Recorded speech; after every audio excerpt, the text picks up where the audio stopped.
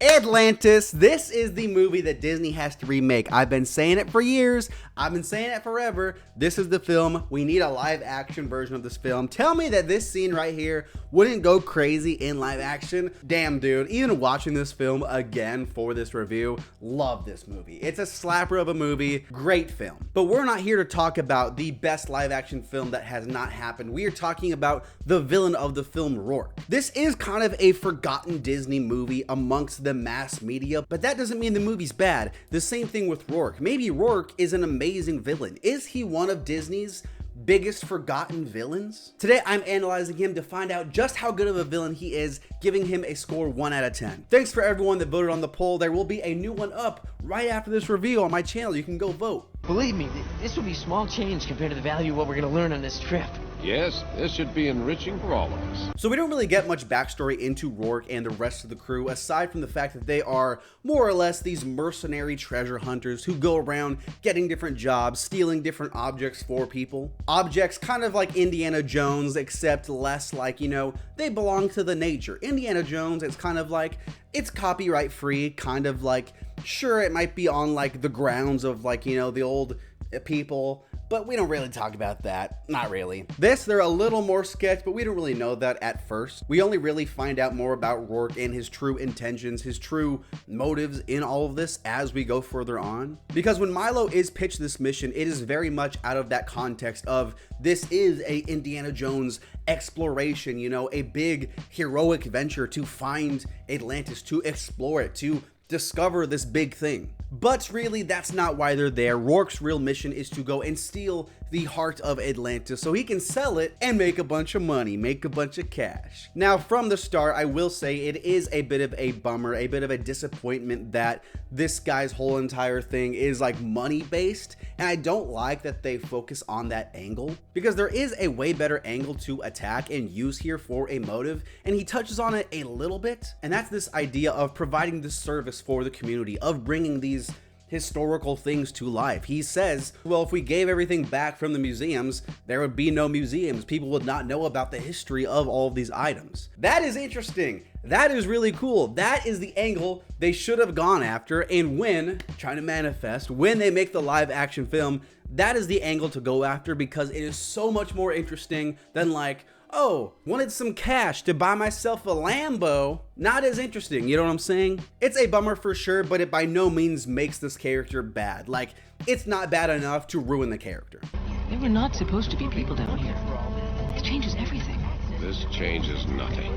If we're talking about the actual personality of Rourke, I like him because he's very much the antithesis to Milo Thatch. Milo is super smart, but he's a little nerdy, a little awkward, and Rourke is this confident, big macho guy, kind of what you think about when you think of like a traditional explorer, right? This military guy, almost like this Indiana Jones guy. This is what you think about. He sees himself as kind of this cowboy, kind of like this pioneer in his group, a guy who definitely takes pride in being the leader of these people. But even then, I will say that that's kind of where the interesting things about Rourke kind of falls. I would say personality-wise, he's not super interesting. He has traits that aren't bad for sure. The guy's a jerk. The guy's selfish. He's egotistical. Incredibly selfish. We'll get into that a little bit later. But as a character, there's nothing super interesting about him, nothing that's going to make him stand out from other villains, especially in this like money motive kind of situation. It is a bummer for sure, and it's not like it's all horrible, right? For example, the guy's charismatic. He's not one of the most charismatic villains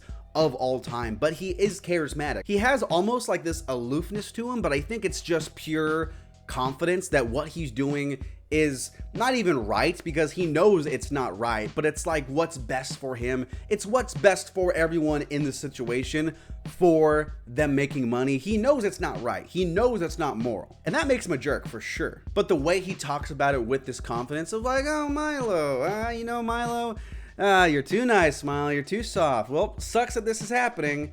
That sucks to be you, buddy. I like that, and some of that charisma does shine through, but like I said, it's nothing insane. It's nothing that I'm going to necessarily like remember and think about after the movie, how charismatic Rourke is as a character, but there is something there. About that, I would have told you sooner, but it was strictly on a need-to-know basis, and, well, now you know. But I will say, I like a lot of this guy's scenes, especially in the second half of the film. The first half, he's kind of just buying time as like this pseudo, like, oh, I'm the leader, I'm really interested in Atlantis.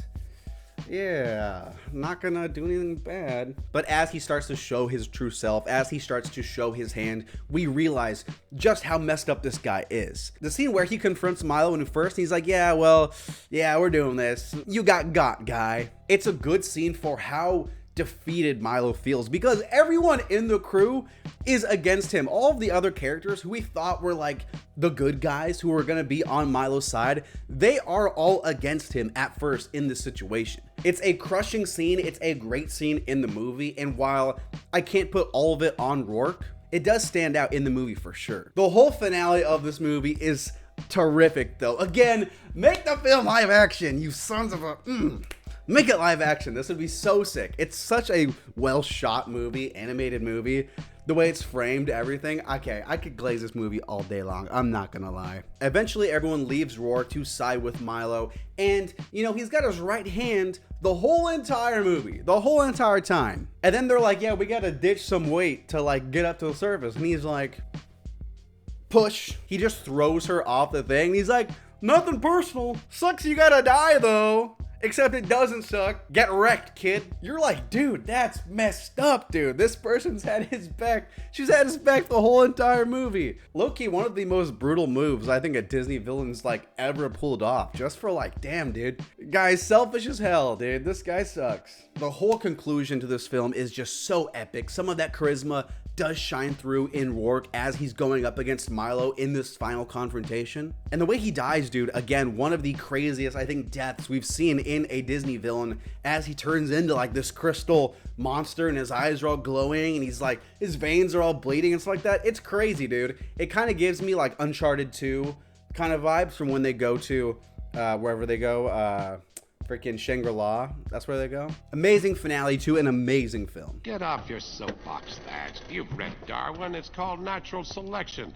We're just helping it along. At the end of the day, Rourke is a good villain for this movie, but I wouldn't say he's a good villain. There are a few things that I like while watching this film, like his charisma, how selfish and just evil he is, kind of this twisted brand on Indiana Jones. But his motive was a missed opportunity going for that money route, and personality-wise, a little generic, I must say. So as much as I like this film, and as much as I think Rourke gets the job done for sure, can't really say he's phenomenal or even a good villain at that. He's good enough. So for that, I'm going to give Rourke a 5.5, just barely above average. Looks like all our chances for survival rest with you, Mr. Thatch.